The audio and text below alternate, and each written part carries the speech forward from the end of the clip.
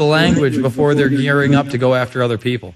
That's correct, yeah. And just secondly, this has more to do with the immigration problem you guys obviously have in the United States. I just wanted to throw a few numbers out there, just to put it into perspective for people, is that your government admittedly has 30-plus million illegals in the country. That's admitted. Yeah. The population of the United States, obviously, is 330 million Americans.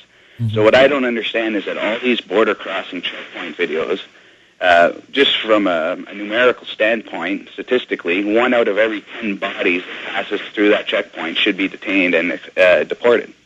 Yeah, no, you're right, but it doesn't happen. Listen, 1 out of 10 bodies, let me tell you something. In my neighborhood, dude, it should be 8 out of 10 homes. Oh, I know your neighborhood. I'm down in Texas all the time. Yeah. I'm just saying, statistically, you should see droves of people getting ready for deportation. You just don't see them. No, the amount it's of about illegals, a control center. It's not about deporting illegals. Yeah, the amount of illegals you admittedly have in the country would be equivalent to the entire population of Canada walking across the border, every man, woman, and child. No, it's scary. And you're right.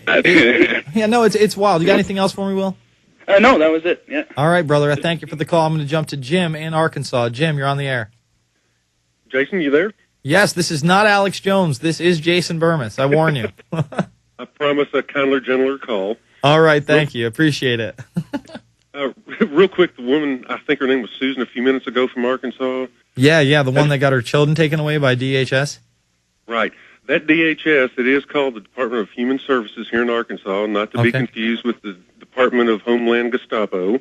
That's what they call basically Child Protective Services here in Arkansas. Okay. Now, 2 quick points. I had asked you Friday before Memorial Day if you knew of a related bill to Ron Paul's 1207. Okay. I don't know if you recall that. There is. If you go to thomas.gov, it's Senate Bill 604. Senate 604, Ron Paul. Okay. The thing that alarms me about that is there are no co-sponsors. Almost exactly the same title as Ron Paul's bill. Now, is this where is it? Do you know whether it's in committee or it's just been introduced? No, this is a couple of days old. It said it referred to Senate committee. Status is read twice and referred to Committee on Banking, Housing, and Urban Affairs.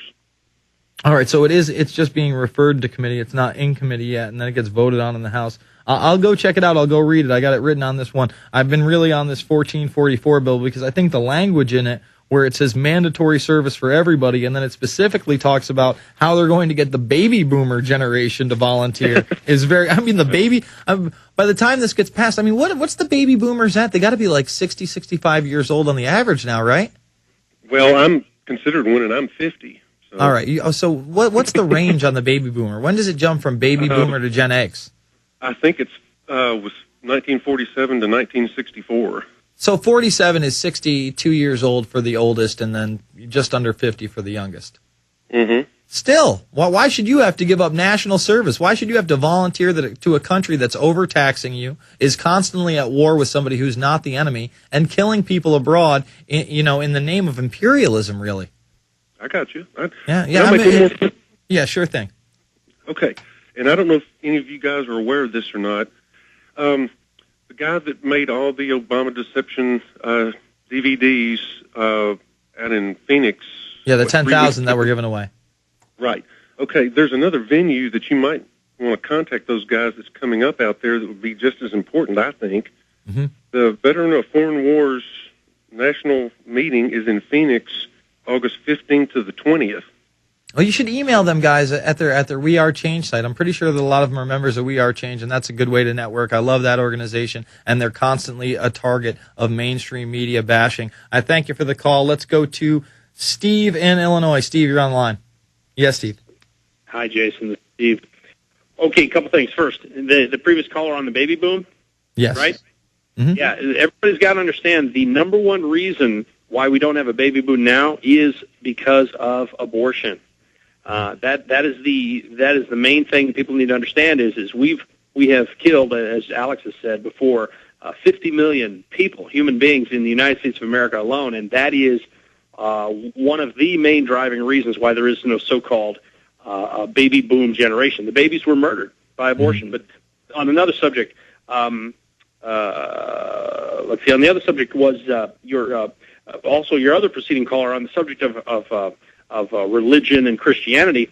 Yeah. You've got to understand that one of the and your listeners, our listeners, know that religious tolerance is one of the basic premises of our Constitution and our Declaration of Independence.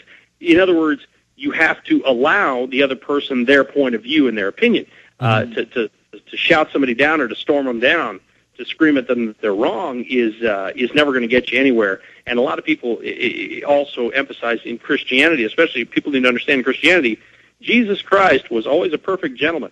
He never went anywhere without invitation.